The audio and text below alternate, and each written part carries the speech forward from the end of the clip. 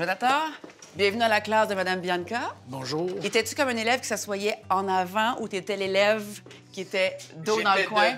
Au dos dans le coin, plus souvent qu'autrement, je te dirais. Ouais, hein? Ouais, et j'étais mordu de l'école, j'avais des bonnes notes, mais j'étais trop turbulent, je pense. On dirait que je le savais. Ouais, c'est pas que ça paraît. Tiens, prends place, gars, un petit pupitre.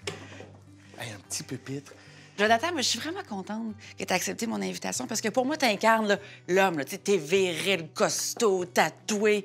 Mais tu viens me parler d'un sujet super tabou. Tu viens me parler de dépression. Ouais. Tu viens me parler d'attaque de panique. Tu viens me parler d'anxiété.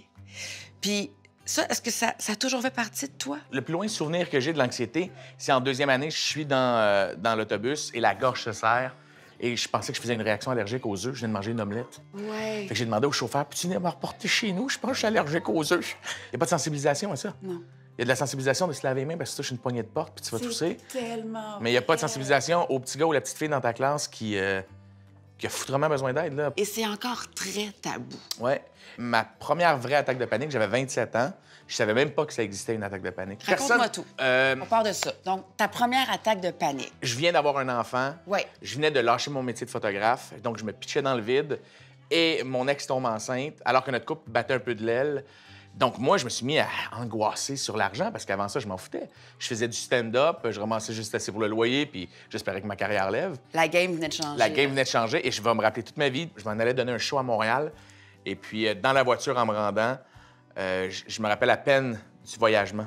Puis tout est flou. Je me rappelle juste être entré dans un dépanneur. Boum, je me suis écroulé. Je suis tombé à terre. Je pensais que je faisais une crise cardiaque. Tout mon visage est devenu engourdi. C'était l'attaque de panique subite. Je sentais plus mes jambes.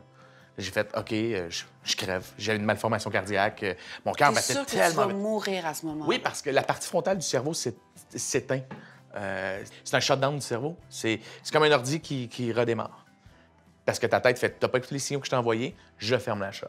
Donc, on est venu à ça une dépression Majeur. majeure. Ouais. Avec trouble agoraphobique. J'étais plus capable de sortir de chez moi. Je paranoïais tout le temps. Puis je refusais de prendre des médicaments parce que pour moi... C'est une faiblesse, prendre Ouais, des médicaments? pour moi, c'était shit, tu sais, je vais développer une accoutumance, puis je serais pas capable de vivre le restant de mes jours, tu sais. J'avais peur de l'effet secondaire de l'antidépresseur. OK, mais là, comment tu t'es sorti de ça? T'es dans le bureau du doc, tu refuses l'aide. Là, je vois un gars qui va bien, qui est sur son Ouais, X. c'est mes amis. Moi, si c'est pas de mes amis, ça va être la première fois que j'en parle. C'est vraiment la première fois que je vais en parler. Ah, ben, je t'honorais. Il y a un matin, je m'étais dit, OK, c'est assez. C'est fini. Même si j'ai un enfant, je peux... Souffres trop. Je souffre trop, ouais. J'étais engourdi, j'étais déconnecté de la réalité. Puis je savais comment. Tu sais, je me suis dit, je sors de la douche, je fais tel truc. Puis après ça, je le fais. Puis comme je m'apprêtais à faire une niaiserie, ça a cogné à la porte, dans ma porte patio. Puis c'était une de mes amies, Catherine, qui était là. Puis elle me dit, ah, moi puis ton frère, on s'est parlé avec d'autres amis, puis on s'est dit que t'étais bizarre, puis une couple de jours, on veut pas te laisser tout seul. Mon frère est arrivé 2 heures après avec un PlayStation qu'il avait acheté. Il a dit, on te laissera jamais tout seul dans la maison dorénavant, tant que tu vas pas chercher de l'aide. Fait que moi, si c'était pas de ces gens-là, cette journée-là, moi... Je t'aurais peut-être pas ça, ma Tu m'aurais pas aujourd'hui, non. Puis en allant parler avec une psy, cette fille-là me disait, il va falloir que tu acceptes que le médicament, c'est peut-être l'équivalent de ton petit café le matin qu'il y en a qui ont besoin pour fonctionner. Toi, t'as pas besoin de café pour fonctionner, t'as besoin de petites pilules comme ça. T'as la chance d'être né à cette époque-là, prends-la, la pilule. Parce que moi, il y a 200 ans, je suis interné, là. La journée que tu pognes une bronchite, tu tousses, ouais. Même si t'es le gars le plus hot, tu vas tousser. Ben, même si t'es le gars ou la fille la plus haute, si la dépression te frappe, ben, elle va te frapper solide. Puis quel conseil tu donnerais aux parents dont les enfants sont anxieux puis qui savent pas Écoute-le. trop comment gérer la patente? Écoute-le, juste ça. Juste l'écouter puis le rassurer. Juste dire, hey, t'es pas fou. Parce que quand t'es un anxieux puis tu fais des crises de panique, mettons, t'as besoin de te faire rassurer. T'as besoin de dire, hey, tout est correct. Vois pas les choses plus grandes que c'est. On est là. Et pas peur d'aller chercher de l'aide. Il y en a sur Internet. Le meilleur livre que je conseille, c'est La peur d'avoir peur. Ah qui oui, est j'ai écrit pas par lu de- ça C'est m'intéresse. incroyable. Je l'ai traversé en une journée. C'est vrai? Ça a changé OK, ma vie. je vais le Changé lire. ma vie. Je demande à tous mes élèves de la journée de me Ouais. faire cadeau d'une phrase. Ce serait quoi la tienne?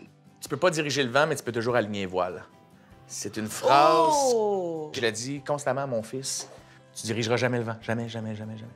Mais aligne tes voiles, par exemple. Fais avec. Mais pour la suite des choses, je nous souhaite la douceur. Tellement. Hein, un peu de nonchalance, de La lâcher nonchalance. prise. Une petite camomille, peut-être. J'en bois beaucoup. Tu sais, je suis plein de tatous, je bois des camomilles. Hey, cheers à une camomille. Camomille. shooter de camomille. C'est plus le fun des shooters. Hey, merci. Merci à toi. Merci mille fois.